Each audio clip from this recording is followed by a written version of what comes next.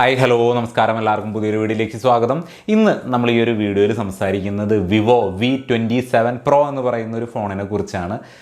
ഞാനൊരു short video അതിനെക്കുറിച്ച് ചെയ്തിട്ടുണ്ടായിരുന്നു. ആ ഒരു വീഡിയോയിൽ ഞാൻ പറഞ്ഞിരുന്നു ഈ ഒരു വിവോ V27 Pro എന്ന് പറയുന്ന ഫോണിനെ കുറിച്ച് കൂടുതൽ അറിയണമെന്നുണ്ടെങ്കിൽ കമൻ്റായിട്ട് അറിയിക്കാനായിട്ട്. സോ 2 കമൻ്റാണ് കിട്ടിയത്. അതിലൊന്ന് എൻ്റെ ഭാര്യ തന്നെയാണ്.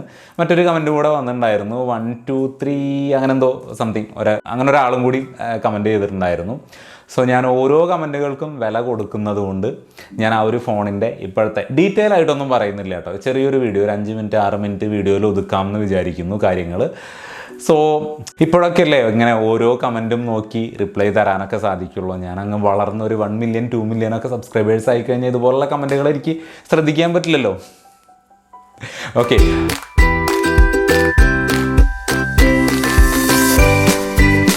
അപ്പോൾ വിവോ V27 Pro ഈ ഒരു ഫോൺ വാങ്ങാനുണ്ടായിരുന്ന ഒരു സാഹചര്യം, അത് എടുക്കാനുള്ള സാഹചര്യമൊക്കെ ഞാൻ വളരെ വ്യക്തമായിട്ട് ആ ഒരു ഡിസ്പ്ലേയുടെ ഇഷ്യൂവിൻ്റെ വീഡിയോയിൽ ഞാൻ ഷെയർ ചെയ്തിട്ടുണ്ടായിരുന്നു. ഒന്ന് ചുരുക്കി പറയാം, എൻ്റെ ഒരു ഫ്രണ്ടിൻ്റെ വിവോ X70 Pro എന്ന് പറയുന്ന ഫോണിൻ്റെ ഡിസ്പ്ലേ പോയി, ലൈൻ വന്നപ്പോൾ അവർ റീപ്ലേസ് ചെയ്ത് തന്ന ഫോണാണ് വിവോ V27 Pro എന്ന് പറയുന്നത്. സോ കഴിഞ്ഞ ഒരു 2 ആഴ്ചയായിട്ട് ഞാൻ ആ ഒരു ഫോൺ ഉപയോഗിച്ചുകൊണ്ടിരിക്കുന്നു. എങ്ങനെയുണ്ട് എന്നുള്ളതൊക്കെ ഞാനിവിടെ ഷെയർ ചെയ്യാം. ആദ്യം തന്നെ ഞാനൊരു കാര്യം പറയട്ടെ. ഈ ഒരു ഫോണിൻ്റെ ഇപ്പോഴത്തെ ഒരു പ്രൈസ് എന്ന് പറയുന്നത് 35,000 രൂപയ്ക്ക് മുകളിലാണ്. ഫ്ലിപ്കാർട്ടിൽ ആമസോണിലൊക്കെ ആ ഒരു പ്രൈസിലാണ് നിൽക്കുന്നത്. കാരണം ഓഫ്ലൈൻ സെൻട്രിക് ആയിട്ടാണ് വിവോൻ്റെ ഫോൺ വരുന്നത്. അതുകൊണ്ട് തന്നെ അവരുടെ ഫോണുകൾക്ക് കുറച്ച് വില കൂടുതലായിരിക്കും. കാര്യങ്ങൾ അങ്ങനെയൊക്കെയാണെന്നുണ്ടെങ്കിലും ഇതിൻ്റെ ഒരു എക്സ്പീരിയൻസിലോട്ട് വന്നു കഴിഞ്ഞാൽ ലൈറ്റ് വെയിറ്റ് ആണ് ഫോൺ, കയ്യിൽ ഹോൾഡ് ചെയ്യാനൊക്കെ നല്ല സുഖമാണ്. ബാക്കിൽ ഗ്ലാസ് ആണ് വരുന്നത്. ആ ഗ്ലാസിൻ്റെ ഒരു പ്രത്യേകത എന്താണെന്ന് വെച്ചാൽ വിരലുണ്ടല്ലോ, അങ്ങനെ ഫിംഗർ പ്രിൻറ്റ് പതിഞ്ഞിരിക്കുക. അവിടെ ചെറിയ രീതിക്കുള്ള വയർപ്പോ അഴുക്കോ കയ്യിലുണ്ടെങ്കിൽ അതിങ്ങനെ വലിച്ചെടുക്കും ആ ഒരു ഫോണിലോട്ട്. സോ നമുക്കൊരു കേസ് ഇടാതെ അല്ലെങ്കിൽ ഒരു കവർ ഇടാതെ ഈ ഒരു ഫോൺ ഉപയോഗിക്കുക എന്ന് പറയുന്നത് നല്ല ചലഞ്ചിങ് തന്നെയായിരിക്കും. പ്രത്യേകിച്ച് ഇച്ചിരി വൃത്തിയിലൊക്കെ ഫോൺ കൊണ്ട് നടക്കുന്ന ആളാണെന്നുണ്ടെങ്കിൽ. പിന്നെ കർവ് ഡിസ്പ്ലേ ആയതുകൊണ്ട് തന്നെ കയ്യിൽ ഹോൾഡ് ചെയ്യാനൊക്കെ നല്ല സുഖമാണ്. സോ ബിൽഡ് ക്വാളിറ്റിയുടെ കാര്യത്തിൽ പ്രത്യേകിച്ച് നെഗറ്റീവ് ഒന്നും പറയാനില്ല. ഈ ഒരു ഫിംഗർ പ്രിൻറ്റ് മാഗ്നറ്റ് അതിപ്പോൾ ഓരോരുത്തരുടെ പേഴ്സണൽ ചോയ്സാണ്, കേസ് ഇടാം. ഓക്കെ, ഇനി ഇതിൻ്റെ ഡിസ്പ്ലേയിലോട്ട് വന്നു കഴിഞ്ഞാൽ ഈ ഫോണിൽ ഏറ്റവും പോസിറ്റീവായിട്ട് നിൽക്കുന്ന കാര്യം ഇതിൻ്റെ ഡിസ്പ്ലേ തന്നെയാണ്. കാരണം കിഡിലൻ ഡിസ്പ്ലേ ആണ്. നമുക്ക് ഏത് തരത്തിലുള്ള കോണ്ടൻറ്റ് കാണാനാണെന്നുണ്ടെങ്കിലും കിഡിലൻ ഡിസ്പ്ലേ, നല്ല പഞ്ചി ആയിട്ടുള്ള, നല്ല ബ്രൈറ്റർ ആയിട്ടുള്ള, ഒരുപാട് കളേഴ്സ് ഉള്ള കിഡിലൻ ഡിസ്പ്ലേ. പക്ഷേ നെഗറ്റീവ് നിൽക്കുന്നത് എവിടെയെന്ന് വെച്ചാൽ ഇതിൻ്റെ ഓഡിയോ സൈഡ്. ഇപ്പോൾ നമ്മൾ ഹെഡ്ഫോൺ ഇല്ലാതെയാണ് ഒരു കണ്ടൻറ്റ് കാണുന്നതെന്നുണ്ടെങ്കിൽ നമുക്ക് താഴ്ന്ന് മാത്രമാണ്, മോണോ സ്പീക്കറാണ് ഇതിൽ കൊടുത്തിരിക്കുന്നത്. മുകളിലെ ആ ഒരു ഇയർ പീസ് എന്ന് പറയുന്നത് കോളിന് മാത്രമേ വർക്ക് ചെയ്യുള്ളൂ. സോ 35,000 രൂപയ്ക്ക് മുകളിലുള്ളൊരു ഫോൺ എന്ന് പറയുമ്പോൾ തന്നെ അവിടെ കയ്യിൽ നിന്ന് പോയി. സോ ഈ ഒരു ഫോൺ ഒഴിവാക്കാനുള്ള പ്രധാന കാരണങ്ങളിൽ ഒന്ന് അവിടെ തന്നെ വന്നിട്ടുണ്ട്. ഇതിൻ്റെ ഓഡിയോ ലൗഡാണ്, പക്ഷേ നമുക്ക് സ്റ്റീരിയോ സ്പീക്കർ ഇല്ല. ആ ഒരു നല്ല ഒരു ബേസ്, ആ ഒരു നല്ലൊരു സൗണ്ട് ക്വാളിറ്റി അവിടെ മിസ്സാവുന്നുണ്ട്. പക്ഷേ ഡിസ്പ്ലേ നല്ല രീതിക്ക് തന്നെ നല്ല അടിപൊളിയായിട്ട് നിൽക്കുന്നുണ്ട്. അപ്പോൾ നിങ്ങളുടെ ചോയ്സാണ്. കൺസിഡർ ചെയ്യണമെങ്കിൽ ചെയ്യാം, വേണ്ടെങ്കിൽ വേണ്ട. എന്നോട് ചോദിച്ചാൽ ഞാൻ വേണ്ടാന്നേ പറയുള്ളൂ.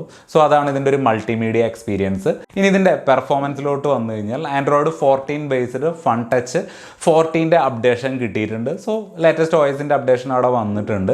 പെർഫോമൻസിൻ്റെ കാര്യം പറയുകയാണെങ്കിൽ പലപ്പോഴും ഫോൺ ഹീറ്റ് ആവുന്ന ഒരു ഇഷ്യൂ ഞാൻ ഫേസ് ചെയ്തു. അത് വെറുതെ വെച്ചാലും ഹീറ്റ് ആവുന്നുണ്ട്, ക്യാമറ UI ഓപ്പൺ ചെയ്താലും ഹീറ്റ് ആവുന്നുണ്ട്, ഗെയിം കളിച്ചാലും ഹീറ്റ് ആവുന്നുണ്ട്. ഇനിയിപ്പോൾ ഹീറ്റിലോട്ട് എത്തിയില്ല, നമ്മൾ വളരെ നോർമൽ യൂസ് ആണെന്നുണ്ടെങ്കിൽ വാം ആവുന്നുണ്ട് ഫോൺ. സോ അങ്ങനെ ഒരു പ്രശ്നം ഞാൻ ഈ ഒരു ഫോണിൻ്റെ പെർഫോമൻസ് സൈഡിൽ ഞാൻ നോട്ടീസ് ചെയ്തു. ഇപ്പോൾ നമുക്ക് ചെറിയ ചെറിയ ഗെയിം കാര്യങ്ങളെല്ലാം കളിക്കുന്നതുകൊണ്ടൊന്നും യാതൊരു തരത്തിലുള്ള പ്രശ്നവും ഇല്ല. PUBG കളിക്കാനായിട്ട് സാധിക്കുന്നുണ്ട്. സോ അവിടെ ഒന്നും യാതൊരു തരത്തിലുള്ള പ്രശ്നവും ഇല്ല. പക്ഷേ ഇത് ഗെയിമിങ്ങിന് വേണ്ടിയിട്ടുള്ളൊരു ഫോണല്ല. ഇവരുടെ പ്രധാന ഉദ്ദേശം എന്ന് പറയുന്നത് ക്യാമറ സെൻട്രിക് ആയിട്ടുള്ളൊരു ഫോണാണ്. ഇനി ക്യാമറ സെൻട്രിക് ഫോൺ എന്ന് പറയുമ്പോൾ നമുക്ക് ട്രിപ്പിൾ ക്യാമറ സെറ്റപ്പ് ആണ് കൊടുത്തിരിക്കുന്നത്. 50 മെഗാ പിക്സലിൻ്റെ മെയിൻ ക്യാമറയും 8 മെഗാ പിക്സലിൻ്റെ അൾട്രാ വൈഡ് ആംഗിളും 2 മെഗാ പിക്സലിൻ്റെ മാക്രോ സെൻസറുമാണ് കൊടുത്തിരിക്കുന്നത്. നമ്മളിതിൻ്റെ മെയിൻ ക്യാമറ ഉപയോഗിച്ചിട്ട് എടുക്കുന്ന ഫോട്ടോസ് ഉണ്ടല്ലോ, നോർമൽ ഫോട്ടോസ്, ആ നോർമൽ ഫോട്ടോസ് അത്യാവശ്യം നല്ല ലൈറ്റുള്ള കണ്ടീഷൻ ആണെന്നുണ്ടെങ്കിലും യഥാർത്ഥത്തിൽ നമ്മൾ കാണുന്നതുമായിട്ട് ഈ നല്ല വ്യത്യാസം ഉണ്ടാവും. ഇതുതന്നെയാണോ നമ്മൾ ഈ ഡയറക്റ്റ് കാണുന്നത്? അത് ഇപ്പോൾ ആകാശത്തിൻ്റെ എടുത്താലും അതേപോലെ തന്നെ മുന്നിലുള്ള പച്ചപ്പ് എടുത്താലും ആ ഒരു ഡിഫറൻസ് നമുക്ക് നല്ല പോലെ കിട്ടുന്നുണ്ട്. മനസ്സിലാവും നമുക്ക്, ഇത് പോരല്ലോ, ഈ ഒരു ഔട്ട്പുട്ട് പോരല്ലോ, കുറച്ചും കൂടി നല്ല ഫോട്ടോസ് വേണമല്ലോ എന്നുള്ളത് നമുക്ക് തോന്നും.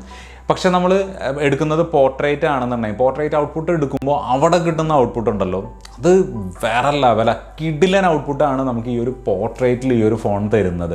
ഇതിൽ നമുക്ക് 4K 60 frame per second video എടുക്കാനായിട്ട് സാധിക്കും. സ്റ്റെബിലിറ്റി ഒക്കെ കണക്ക് തന്നെ, എന്നാലും കുഴപ്പമില്ല, നല്ല ഔട്ട്പുട്ട് തന്നെയാണ് അവിടെ കിട്ടുന്നത്. ഇനി ഇതിൻ്റെ സെൽഫിയിലോട്ട് വന്നു കഴിഞ്ഞാൽ അവിടെ നമുക്ക് 4Kയിൽ വീഡിയോ എടുക്കാൻ പറ്റും എന്നുള്ളതാണ് സെൽഫിയിൽ ഏറ്റവും വലിയൊരു പോസിറ്റീവായിട്ട് നിൽക്കുന്നത്. ഫോട്ടോസും ഈ പറയുന്ന പോലെ തന്നെയാണ്. നമ്മൾ പോർട്രേറ്റിൽ എടുക്കുന്ന ഫോട്ടോസ് അടിപൊളിയാണ്. നല്ലൊരു ബൊക്കെ എഫക്റ്റാണ് ആ ബാക്ക്ഗ്രൗണ്ടൊക്കെ ഡിക്റ്റേറ്റ് ചെയ്യുന്നതും ആ ഒരു ഹെയർ ലൈൻ അടക്കം ഡിക്റ്റേറ്റ് ചെയ്ത് വരുന്നതും നല്ലൊരു ഔട്ട്പുട്ടാണ് പോർട്രേറ്റിൽ വരുന്നത്. അവിടെ നോർമൽ ഫോട്ടോസിൽ പോരാ എന്നുള്ളതാണ്. എനിക്ക് തോന്നുന്നു അതിൻ്റെ ഒരു സോഫ്റ്റ്വെയർ അപ്ഡേഷൻ വന്നതിന് ശേഷം ആയിരിക്കണം ഈ പെർഫോമൻസ് കുറഞ്ഞിട്ടുള്ളത്. ഒന്നുകൂടി ഒപ്റ്റിമൈസ് ചെയ്ത് അടുത്തൊരു അപ്ഡേഷനിൽ ഒരു പക്ഷേ വിവോ ഇത് ഫിക്സ് ചെയ്യുമായിരിക്കാം. പക്ഷേ ഇപ്പോഴത്തെ എൻ്റെ എക്സ്പീരിയൻസ് എന്ന് പറഞ്ഞാൽ ഇതാണ്. ഇനി ബാറ്ററിയുടെ സൈഡിലോട്ട് വന്നു കഴിഞ്ഞാൽ 4600 mAh ബാറ്ററിയാണ് ഇതിൽ കൊടുത്തിരിക്കുന്നത്. ഒരു ദിവസം കഷ്ടി പോകുന്നുണ്ട്. ഇപ്പോൾ നമ്മൾ നല്ല ഹെവി ആയിട്ട് യൂസ് ചെയ്ത് കഴിഞ്ഞാൽ നമുക്കൊരു 3/4 ദിവസം ആകുമ്പോൾ, അതായത് ഒരു 4 മണി 5 മണിയൊക്കെ ആകുമ്പോൾ ഒന്നും കൂടിയും ചാർജ് ചെയ്യേണ്ടതായിട്ട് ഇത് വരും. നോർമൽ യൂസ് ആണെന്നുണ്ടെങ്കിൽ അത് ഡിപ്പെൻഡാണ്. ഓക്കെ, കുഴപ്പമില്ലാത്തൊരു ഡീസൻറ്റ് ഔട്ട്പുട്ട് കിട്ടുന്നുണ്ട്. നമുക്കിവിടെ 66 വാട്ടിൻ്റെ ഫാസ്റ്റ് ചാർജിങ്ങും സപ്പോർട്ട് ചെയ്യുന്നുണ്ട്. സോ ഒരു ഡീസൻ്റ് ആയിട്ടുള്ള ബാറ്ററി ലൈഫ് തന്നെയാണ് ഇവിടെ കിട്ടുന്നത്. ഇനി കണക്ടിവിറ്റിയുടെ സൈഡിലോട്ട് വന്നു കഴിഞ്ഞാലും 5Gയിൽ കോള് ഡ്രോപ്പ് ആവുന്ന ഇഷ്യൂ, 5Gയിൽ ഹീറ്റ് ആവുന്നുണ്ട് ഫോണ്. 5G നമ്മൾ ഇട്ട് നെറ്റൊക്കെ യൂസ് ചെയ്യുമ്പോൾ, അത് ഇൻസ്റ്റാഗ്രാം ആയാലും ഫേസ്ബുക്ക് ആണെങ്കിലും ബ്രൗസ് ചെയ്യുമ്പോൾ, വീഡിയോസൊക്കെ കാണുമ്പോൾ, യൂട്യൂബിലൊക്കെ വീഡിയോസൊക്കെ കാണുമ്പോൾ അത്യാവശ്യം നല്ല രീതിക്ക് ഫോൺ ഹീറ്റ് ആവുന്നുണ്ട്, ബാറ്ററി ഇറങ്ങി പോകുന്നുണ്ട്. മറ്റ് കണക്ടിവിറ്റിയുടെ സൈഡിൽ ബ്ലൂടൂത്ത് ആണെങ്കിലും വൈഫൈ ആണെങ്കിലും അവിടെ ഒന്നും യാതൊരു തരത്തിലുള്ള നെഗറ്റീവും ഫേസ് ചെയ്യേണ്ടതായിട്ട് വന്നില്ല. പ്രശ്നമൊന്നും ഉണ്ടായില്ല. ആ ഒരു ഏരിയയിൽ സ്മൂത്തായിട്ട് പോകുന്നുണ്ട്. സോ 5Gയിൽ ഇങ്ങനെ ഒരു ഹീറ്റ് ആവുന്ന ഒരു പ്രശ്നം ഉണ്ട് എന്നുള്ളത് ഒഴിച്ചാൽ മറ്റ് പ്രശ്നങ്ങളൊന്നുമില്ല. 4Gയിലാണ് നമ്മൾ നെറ്റ്വർക്ക് യൂസ് ചെയ്യുന്നതെന്നുണ്ടെങ്കിൽ ഒരു തരത്തിലുള്ള പ്രശ്നവുമില്ല. പക്ഷേ പ്രശ്നം എന്താണെന്ന് വെച്ചാൽ 4G ഡെഡ് സ്ലോ ആണ്. അത് ഈ ഫോണിൻ്റെ പ്രശ്നമല്ല, അത് എയർടെൽ അതേപോലെ തന്നെ ജിയോ അവർ തരുന്നൊരു പണിയാണ്.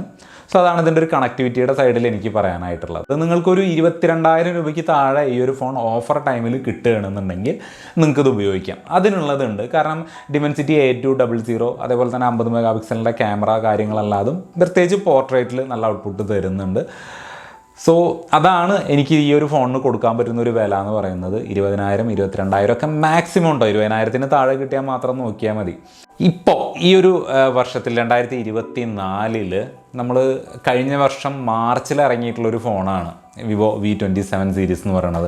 അതിന് ഇനി ഒരു 35,000 രൂപയ്ക്ക് മുകളിൽ സ്പെൻഡ് ചെയ്യുക എന്ന് പറയുന്നത് അത് അത്ര ഒരു നല്ല തീരുമാനമായിരിക്കും എന്ന് എനിക്ക് തോന്നുന്നില്ല. കാരണം ആ ഒരു ബഡ്ജറ്റ് ഉണ്ടെന്നുണ്ടെങ്കിൽ നമുക്ക് നത്തിങ് ഫോൺ 2 കിട്ടും, OnePlusൻ്റെ 12R കിട്ടും, 11R കിട്ടും, ഈവൻ IQ Neo 9 Pro വരെ കിട്ടും. സോ ഇത്രയും നല്ല ഫോണുകൾ ഉള്ളപ്പോൾ വിവോൻ്റെ V27 Pro എന്ന് പറയുന്ന 1 വർഷം മുന്നേ ഇറങ്ങിയ ഫോണിന് വേണ്ടിയിട്ട് ഇത്രയും പൈസ മുടക്കുന്നതിൽ വലിയ ലോജിക്കില്ല എന്നാണ് എൻ്റെ ഒരു അഭിപ്രായം.